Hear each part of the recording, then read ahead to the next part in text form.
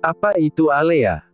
Tanya Widya, ibu dari Atalarik, yang melihat wanita cantik bersurai coklat madu, bertubuh tinggi indah bak model, tersorot kamera pemantau, drone. Hingga wajahnya ada di layar kaca Indosiar. Ya, itu Alea. Jawaban Abram mengunci pertanyaan dari Widya. Di rumah besar keluarga Lubis, seluruh anggota keluarga tengah menonton.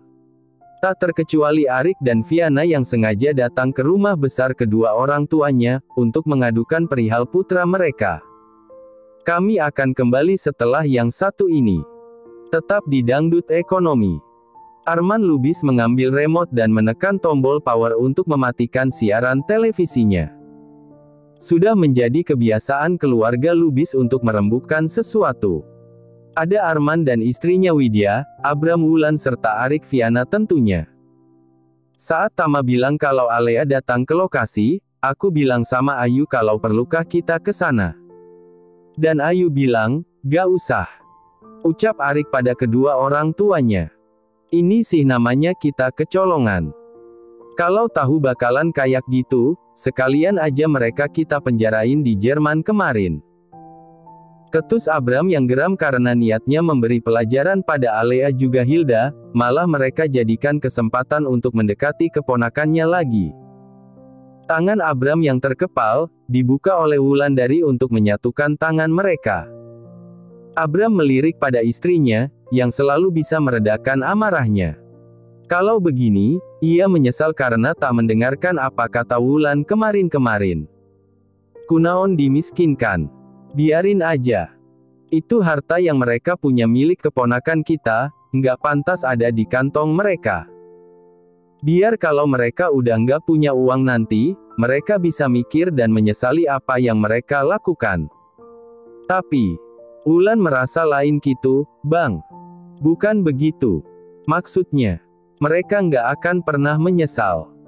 Kalau uang mereka habis, malah akan mencari sumber uang tersebut dan mengeruknya lagi.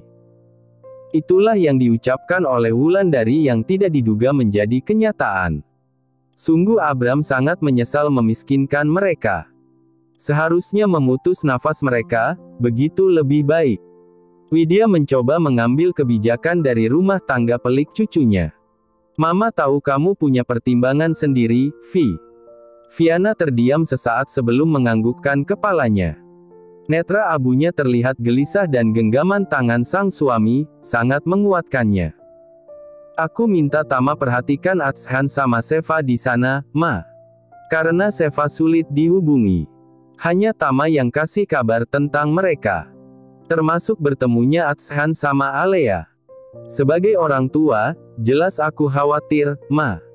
Takut kalau terjadi sesuatu pada rumah tangga mereka. Tapi setelah melihat apa yang Seva lakukan, aku percaya kalau dia bisa mengatasi sendiri. Sendiri.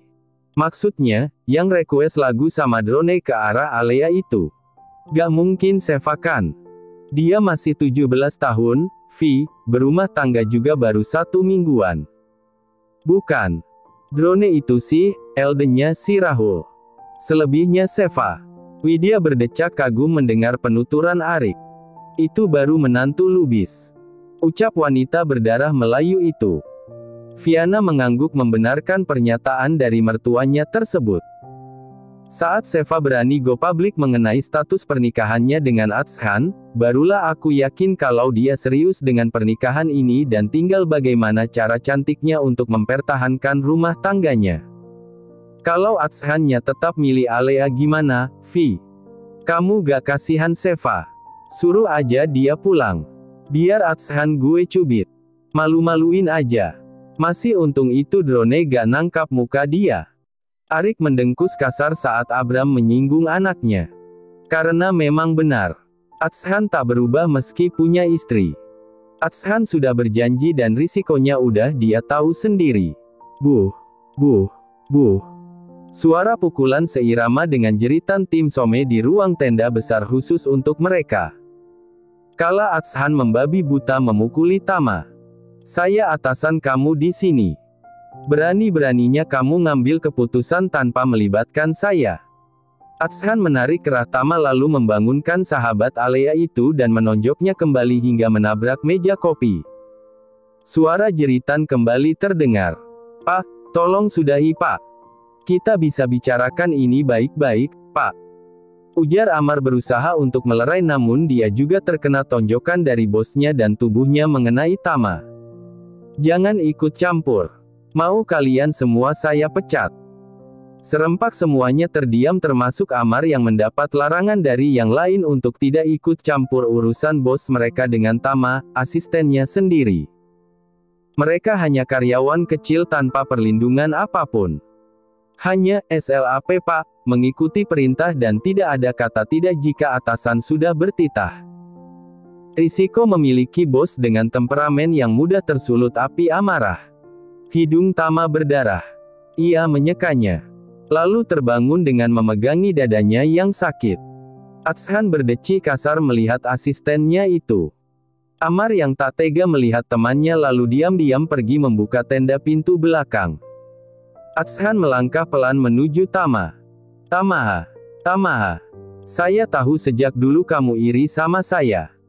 Sejak saya dekat sama Alea dan Alea bilang kamu cemburuan sama dia kan? Tama menautkan kedua alisnya mendengar apa yang dikatakan oleh sang bos. "Dan sekarang, saya punya istri, kamu mau juga sama istri saya, iya? Setan kamu." Atshan akan memukul Tama kembali namun pria itu menangkis tangannya. "Bapak salah paham. Saya gak pernah mau mendekati Alea. Saya tahu siapa Alea. Gak mungkin saya dekati, Pak," jawab Tama masih sopan walau setelahnya ia harus rela menerima pukulan lagi di perutnya. "Kurang ajar. Sok tahu sekali kamu sama Alea. Kamu juga yang nyuruh orang buat nerbangin drone dan mengambil gambar Alea. Iya kan?" Atshan mencengkeram leher Tama dan diangkatnya ke atas. Teman-teman yang lain hanya berharap jika Atshan terbuka mata hatinya untuk tidak mencelakai teman mereka. "Enggak Pak. Bukan saya. Jangan bohong. Kamu yang suruh kan? Kenapa ini?" Kelima anggota tim itu akhirnya bisa bernafas lega melihat di mana wanita muda nan anggun datang dari balik tenda ruangan besar ini. Tama terjatuh dan cekalan Atshan di lehernya pun terlepas. Ia meluruh ke lantai. Seva terkejut mendapati Tama babak belur dihajar suaminya. "Mas Tama." Seva berjongkok dan menolong Tama. "Ya ampun Mas. Kok gini? Saya gak apa-apa, Mbak. Ambilin tisu. Ambilin tisu." Ucap Seva pada anak buah Atshan yang lain dan refleks mereka pun bahu-membahu membantu Seva yang panik menyeka luka Tama. "Kok bisa gini sih Mas? Aduh." Ucapnya lalu melihat pada teman-teman Tama yang lain. Netra coklatnya memandang dalam dan menusuk perlahan dengan ucapan tajamnya. "Kenapa gak ada yang bantu? Teman kalian dianiaya tepat di depan muka kalian sendiri dan kalian cuma diam." Ucap Seva tak keras, tak kencang, intonasinya pun teratur namun berhasil membuat diam yang lain. Sedikit sekali orang yang jiwa raganya seiras sejalan. Ucap Seva lagi dan kembali fokus pada luka-luka Tama. "Mau ke rumah sakit, Mas?" "Enggak, Mbak, enggak. Ini gak apa-apa, Mbak. Beneran. Serius." Hibur Tama dengan takut-takut melihat pada bosnya. Semua itu terjadi di depan netra Abu Atshan. Bagaimana paniknya Seva menyeka ujung hidung Tama yang berdarah. Kedua tangannya terkepal lalu dengan pelan namun pasti, tanpa ingin menyakiti, Atshan menarik tangan Seva hingga istrinya berdiri. Keduanya saling bertatapan. Masing-masing dengan lukanya. Pandangan Atshan melembut. Seperti biasa, ia tak bisa memandang wajah Seva berlama-lama. "Bisa kita bicara?" bisik Atshan. Seva terdiam. Ia menggigit bagian dalam pipinya lalu tanpa menoleh pada siapapun, Seva berjalan keluar dan diikuti oleh suaminya. Kedua orang itu menjadi pusat perhatian karyawan yang lain terutama Tama. Ia kasihan pada Seva. Menjadi istri karena ulah bejat Atshan dan kini harus terluka kembali karena wanita yang menyebabkan Atshan gelap mata itu hadir. Seva masih sangat muda. Tama takut ia tak kuat dan karena tertekan tak ingin membuat malu keluarga Lubis dengan meminta cerai, ia rela mendapat perlakuan buruk dari Atshan. Semoga walaupun Pak Atshan masih sangat mencintai Alea, tapi ia akan berpikir 1000 kali untuk menyakiti istrinya, monolog Tama dalam hati. Maafin kita ya Tam, kita gak bisa bantuin lo tadi. Iya Tam. Maafin kita ya. Tama paham. Ia menganggukkan kepala. Karena ia sempat melihat tadi Amar pergi dan tidak lama kemudian ibu bos datang, itu berarti dia memang sudah ditolong walau tanpa tangan mereka.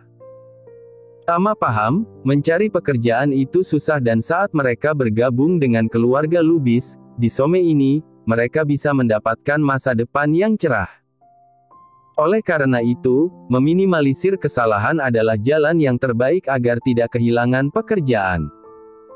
Seva masuk terlebih dahulu ke dalam kamar mereka baru kemudian, suaminya menyusul setelah mengunci pintu. Tak ada yang berbicara sepanjang perjalanan. Diam adalah jalan yang ia ambil meskipun tadi ingin mengajak bicara istrinya. Seva terlihat mengambil handuk kemudian menuju kamar mandi. Namun, Atshan menghentikan langkahnya. Seva masih betah menghadap pintu kamar mandi. Seva coba untuk mendengarkan. Atshan masih menjeda ucapannya. Sebelum akhirnya, bicara. Tentang masalah tadi. Aku tahu kalau kamu mungkin kecewa dengan apa yang kamu lihat di backstage. Ya, kamu benar. Dia, yang aku simpan di ponsel dengan nama My Life. Tanpa Atshan tahu, Seva tengah menangguhkan netranya agar tak berkedip mencegah untuk turunnya bulir bening itu ke pipi dan menunjukkan kalau dia begitu lemah. Seva tidak mau. Ia masih sangat muda namun bukan berarti menolak untuk belajar dewasa. Apalagi ini dunia pernikahan. Jika istri sah harus mengalah, tentu ada pertimbangannya, begitu juga jika harus maju untuk menang, pasti akan ada yang diperjuangkan. Aku mohon kamu gak kesinggung. Kami punya hubungan lebih dari 3 tahun dan gak semudah itu untuk melupakannya. Tanpa aba-aba, Seva berbalik lalu memandang Atshan. Membuat susunan kata-kata yang berada di benak pria itu buyar seketika. Lalu, kapi Atshan atas pertanyaan Seva. Lalu aku harus apa? Apa aku harus bilang, selamat ya? Pacar kamu udah pulang. Atau nangis-nangis minta kamu jangan balikan lagi sama dia? Atshan diam. Seva pun sama. Namun ia harus utarakan pendapatnya. Aku gak pernah pacaran, apalagi berumah tangga. Aku gak pernah ngalamin cowok aku selingkuh. Atau puni pacar lagi. Jadi, jangan tanya aku mesti ngapain. Jawab Seva tanpa beban sama sekali. Aku udah bilang, kamu harus ingat satu hal. Kalau kamu punya istri, Bang. Aku selalu ingat dan aku akan bilang Alea tentang hal itu. Bilang tentang Alea akan hal itu. Seolah aku yang salah karena telah berada dalam hubungan asmara kalian. Tanya Seva telak.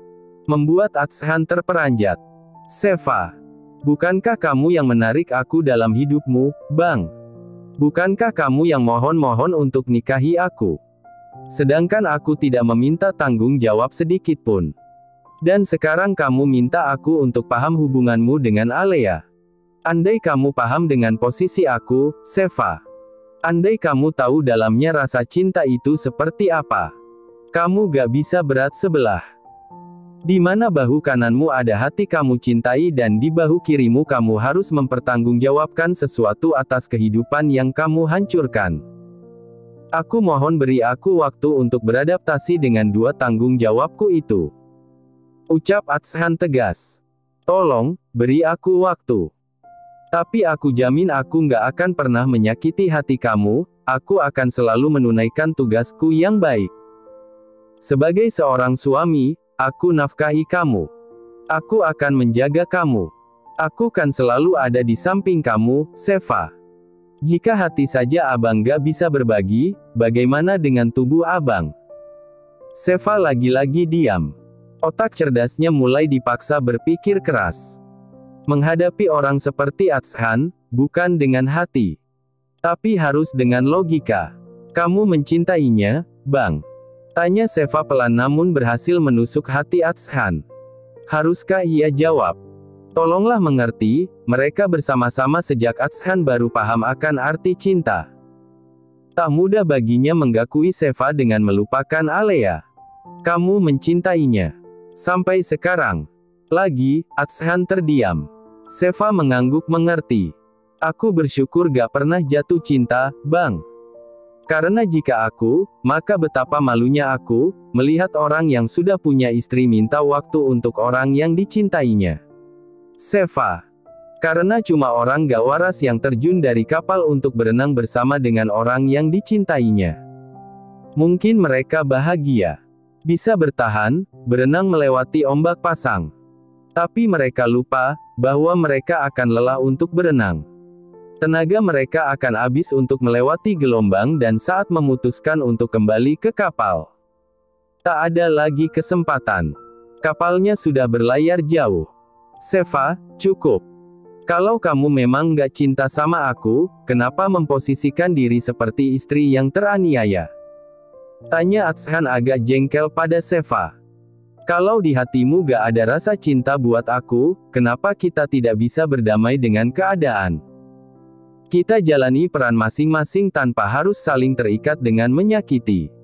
Kenapa kita tidak bisa berdamai dengan keadaan?